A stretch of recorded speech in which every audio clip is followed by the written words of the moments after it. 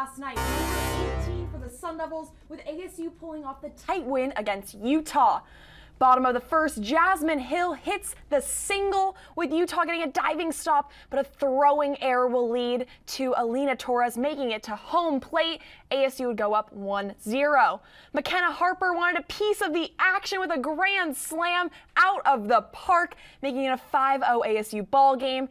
Right here, the Utes weren't backing down though. Hallie Morris's 3-run homer, shortening the deficit to 5-3. All right, I'll take it from here in the 5th inning. Bondstrom steps up to the plate for the Utes. The Tucson native sends one deep over the right field fence against the Sun Devils. Later on, though, check out Sanders sending this one over the scoreboard. When have you ever seen that at Farrington, as that ball is way gone? Later on in the 8th inning, Jasmine Hill in a big situation to win the game puts a bloop over the second baseman's head. Yanira Acuna slides right into home for the win. That secures Arizona State's 18th straight win as they get this one 10-9 over the Utes. Here's what head coach Tricia Ford had to say after the game. I just love our fight, to be honest with you. Like, it wasn't pretty tonight, but we found a way to win a ball game. And at the end of the day, at the end of the year, a W is a W. And so obviously we got to tidy some things up, in which we will, and just be better in certain areas. Hello and welcome back to another edition of Cronkite Sports Live. I'm Ethan Tuttle, joined alongside Sammy Miller, as always, here on the desk. Man, what a fun finish for the fans at Farrington last night, Sammy, after that walk-off. This is such a fun team to watch, and they have been on fire recently as well. With every win that comes their way, ASU softball continues to stay hot at the plate and in the field. Let's take a look at who's hot for ASU softball. Senior outfielder Yanira Acuna has stepped up big this season for the Sun Devils. So far, she's hitting an impressive .511 at the plate over ASU's win streak, placing her in the top 10 in batting averages across the country. And talk about someone with a sweet swing like Acuna. Freshman infielder Sanders has been able to keep the Sun Devils ahead in games thanks to her staggering 7 home runs and 21 RBIs up to this point. Head coach Tricia Ford has been so excited to have her in that lineup. Just a freshman, and she has a long ways to go. But on the rubber, it's been senior right-hander Marissa Schold, who played a significant part in the Sun Devils' softball season so far. Just a couple of weeks ago, she dealt a perfect game against her former team and in-state rival, Arizona. She's been able to get ahead in counts and put batters away with ease. But to be honest, folks, right now it seems like the entire lineup is hot for ASU. I mean, fans have been getting their money's worth watching this team compete so far this season, so it'll be interesting to see what ASU has left in the tank as the season winds down. And with that, we now welcome in WCSN softball reporters Riley Swenson and Eric List to discuss some softball. Guys, last night, what a nail-biter between Utah and ASU there as it just came down to the wire. Riley, you were there. What did you kind of get from the atmosphere there from the fans after that late game walk-off? Yeah, the atmosphere was something else. Teams have been on the road for a couple of weeks now. They come home, a lot of momentum, and they got down in the 6th inning. They're down by 3. They eventually come back, tied up with that Sydney Sanders home run, and it just never felt like they were out of it, and of course led to the walk-off by Jazz Hill. So it was quite the atmosphere last night. Yeah, and Riley, you talk a little bit about the offensive performance for the Sun Devils, but Eric, I want to ask you a little bit more about the pitching side of things and who's been a standout on the rubber so far for the Sun Devils. Pitching as a whole has been great. They're all below -1, a 2 ERA. Their batting 1 through 9 is phenomenal, and when they can't quite hit, that pitching staff gets them through, and vice versa. When their pitching isn't quite there, they're getting the bats going, and they're still winning ball games. This whole team is on fire right now. And guys, how dangerous can this team really get here as we just have a couple weeks left and some more series to go? But what's the ceiling for this Arizona State softball team? Yeah, first and foremost, they're looking at winning the Pac-12. They're the only undefeated team left in the conference. But then past that, if they can get within the top 8, be able to host regionals and super regionals at home, I don't see that there's a reason that they can't go to Oklahoma City for the College World Series. As Riley stated, I don't either. I think you've got to get through Utah again. You have 2 more games. Coach Ford stated last night that Utah came out playing hard, and they did. You've got to get through them and get through the rest of your season, and the sky's the limit. All right, well, a lot to come. Thanks to the dynamic duo of Riley Swenson and Eric List. Great stuff as always, guys. But let's go ahead and take a look at the upcoming schedule for ASU softball. We've got that game coming up against Utah tonight that you guys were just talking about, and then we've got a series on the road in Palo Alto against the number 25 Stanford Cardinal. Then the Sun Devils are going to come back home to Farrington against Cal to face the Bears in a tough series against UCLA. The Sun Devils welcomed the Trojans to the Valley last night and beat them in a close battle 14-12. The standouts were none other than Sean McLean, Ryan Campos, and Kai Murphy, who all recorded 3 hits, while Will Rogers had a homer and a double. Let's roll the highlights to see how it all went down at Phoenix Muni. Like I said, the Sun Devils and Trojans have always had a historic rivalry, so the stakes were especially higher than usual for both squads. Head to the bottom of the first. Nate Baez laced a 3-run shot to left center field. He keeps running all the way and gives ASU a 4 spot in the first. Top of the second, Tyler Meyer started on the bump for ASU with a 1-2-3 first inning, but the second inning wasn't as nice to him as Tyler Lozano from the Trojans hit a 3-run bomb. Now we head to the bottom of the fourth. Will Rogers hits a solo shot to left field, making it 6-4 with ASU in the lead. And he is clearing the bases, and we're going to head to the bottom of the sixth. After a 3-run top of the sixth for the Trojans, it's Ethan Long answering right back with a 3-run shot, giving ASU a 10-7 lead. This would end up being Long's 6th homer of the season, who had a little bit of a slow start to the beginning of the season, but now he's really picking it up. Top of the 7th, USC continues to fight on with Trevor Halsima's double to right center.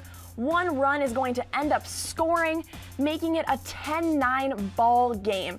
The Trojans pitching struggled early on in the bottom of the 7th. Wild pitches, among other things, led to a 4-run inning for ASU, including this McLean run, making it 14-9. Head to the top of the 9th, after a late USC comeback in the last 2 innings, it was Brock Perry striking out the Trojans to end the game. ASU winning 14-12, and here's head coach Willie Bloomquist with his thoughts on the win. It's fun to compete against them because I know that they're two programs that have historically had a lot of had a lot of sparks and a lot of good intense games against each other. So this is, again, I mentioned it against U of A. It's kind of what rivalries are about, and that's what makes it fun. And so anytime you tee up against them, that's what keeps us alive. That's what makes it fun. So I'm anxious to go again tomorrow. Theory out there that goes hitting a baseball is one of the toughest things to do in sports. And for the first few weeks of the season, the Sun Devils subscribed to that theory. The team averaged under 5.5 runs per game in their first 22 games of the season. But there are 3 games in that sample where the Devils had to put up at least 13 runs in order to win a close game. So if you take those numbers out of the sample, it drops to 3.8 runs per game. In that span, the team batting average was just .231, and the Devils averaged under 8 hits and struck out under 9 times per game. That's not a recipe for success that first-year head coach Willie Bloomquist wants for his team. Since March 25th, however, it's been a different story for the Sun Devils. Since then, but not including last night, the team has batted for an average of .317 to go along with 9 runs and 12 hits per game. These totals have come about even after being swept by Stanford last weekend. Part of the reason for this late success has been the recent surges by the freshman trio of Ryan Campos, Jacob Tobias, and Cam McGee during this hot stretch. Entering the weekend series against USC last night, the duo of Campos and Tobias batted .354 and .400 respectively, while McGee's last 6 games has seen him bat .400 and knock in a team-high 8 RBIs during that period. If the freshmen are able to continue their production at the plate, combined with Connor Davis, Joe Lampe, and Nate Baez continuing their solid seasons with the Sticks, ASU baseball could put itself on a run towards the end of the season. Back to you guys at the desk. Thank you for your insight, Kevin. It'll be interesting to see if their offensive hot streak continues. And now we're going to look at the Sun Devils' upcoming schedule. They have 2 more games against the Trojans this weekend, and then they will welcome in Cal State University Northridge on Tuesday before heading on the road to take on their rivals, the University of Arizona. The tough opponents don't stop there. They have UNLV on the 26th, who is currently 23-11. With the Sun Devils' 16-19 record, they stand 7th in the Pac-12, making these next few conference series matchup that much more important. Make sure to tune in tonight at 6 p.m. to see if ASU can secure the win over the Trojans.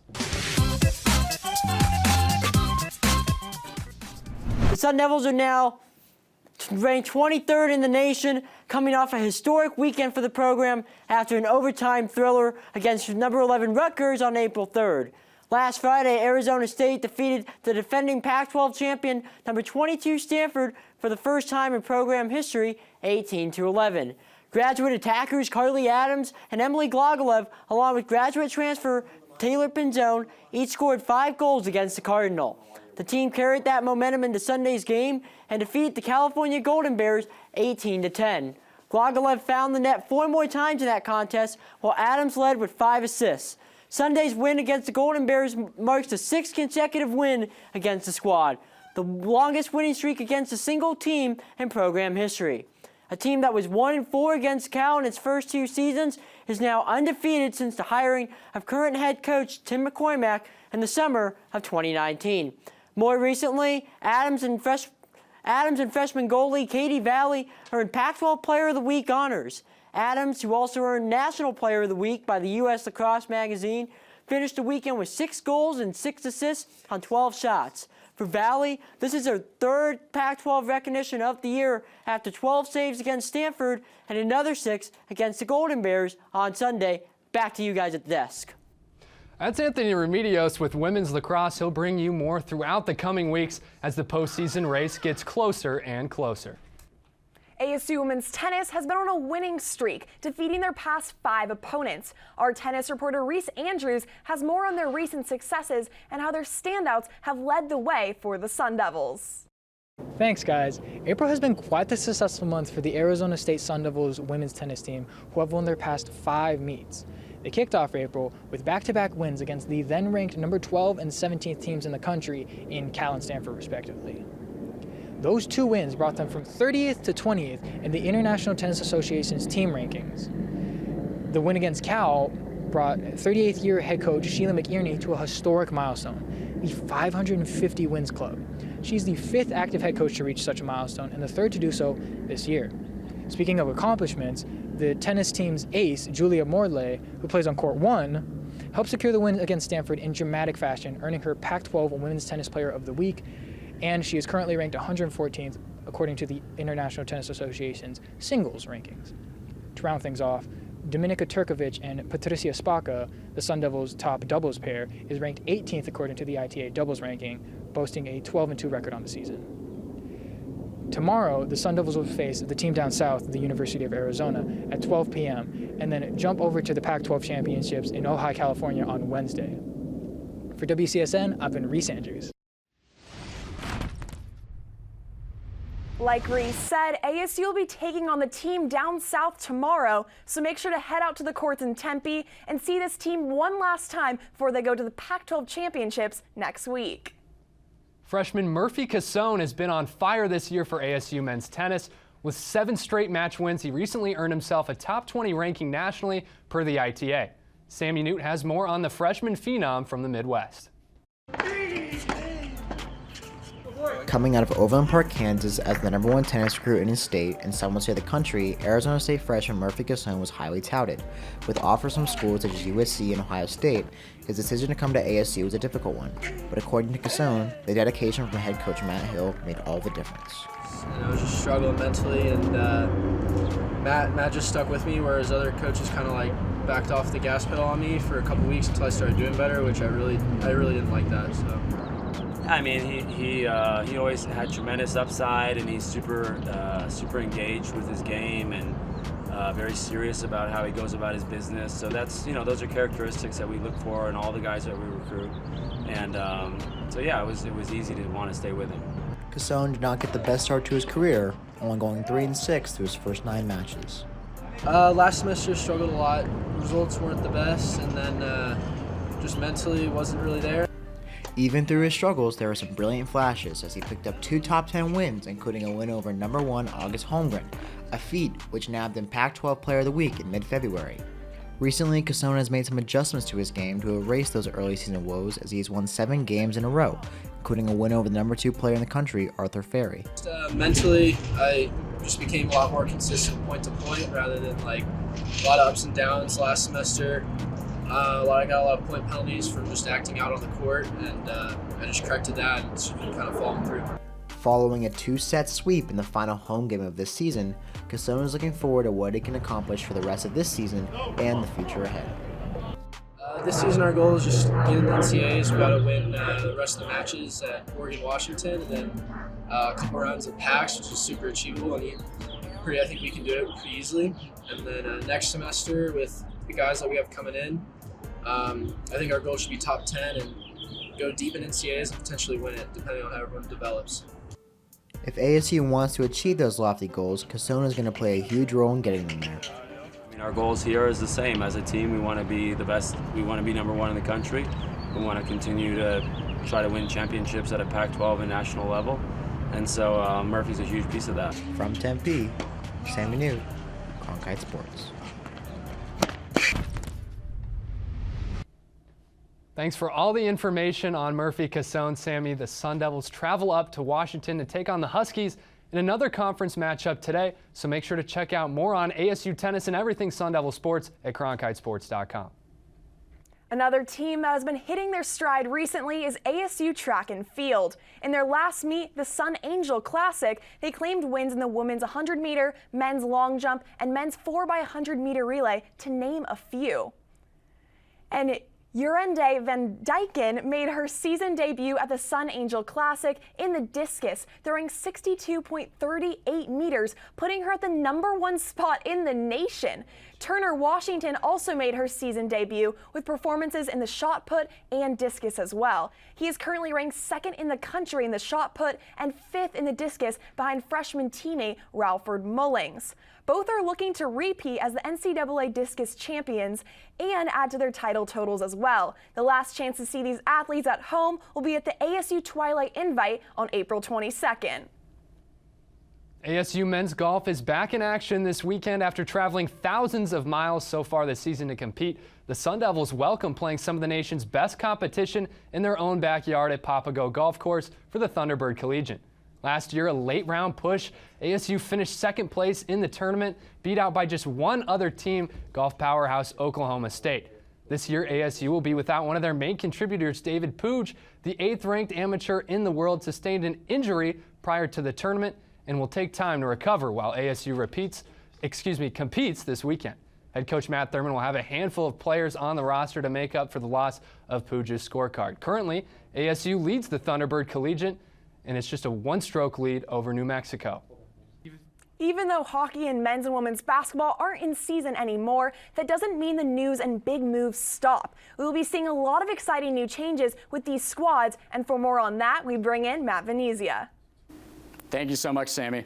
There's still a couple of months before Sun Devil hockey will take the ice at the new arena, but it's never too early to take a peek at some of the competition ASU will see.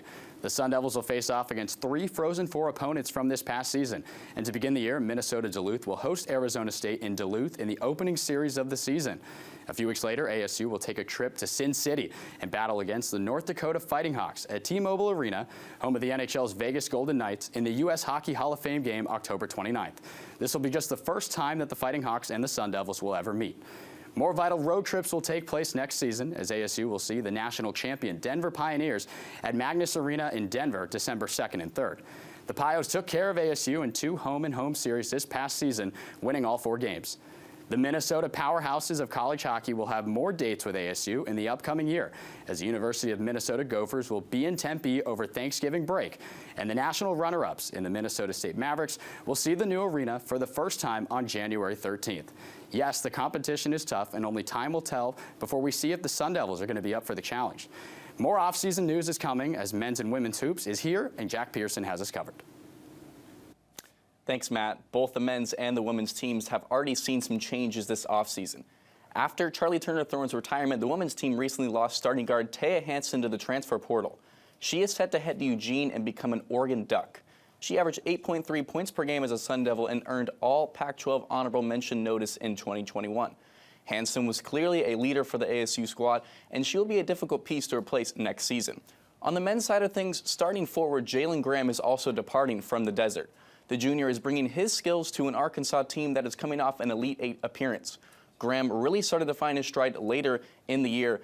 In the last 12 games of the regular season, he averaged 13 points and 5 rebounds per game on 53% shooting from the floor. With Hansen and Graham, the Sun Devils have some huge shoes to fill this offseason, which is just getting started. There's a lot more to come for these two teams in Tempe, but now back to Sammy at the desk. Thank you for that update on both Hansen and Graham. It will not only be interesting to see how these former Sun Devils perform at their new destinations, but also how ASU fills in these empty roster spots. Now we head to another sport that is getting ready for their season in the fall, ASU football. One of the biggest storylines of spring football has been the intense quarterback competition. A source close to redshirt junior quarterback Trenton Bourget told reporter Jake Seymour in the Walter Cronkite Sports Network that he had surgery on Tuesday to repair a fractured fifth metatarsal bone in his foot. This injury happened last August, but he re-injured his foot during the second week of spring practice. According to the source, this surgery was planned and he'll be out for 4 to 6 weeks, but is not expected to miss any football. For more on this story, check out our football reporter Jake Seymour's piece on Bourget on Cronkitesports.com. All right, let's go ahead and check out some top plays. Here at number 5, we've got Bennett Meredith quarterbacking for the Sun Devils in the spring showcase. Not too long ago, he finds Corbin Bourget, though.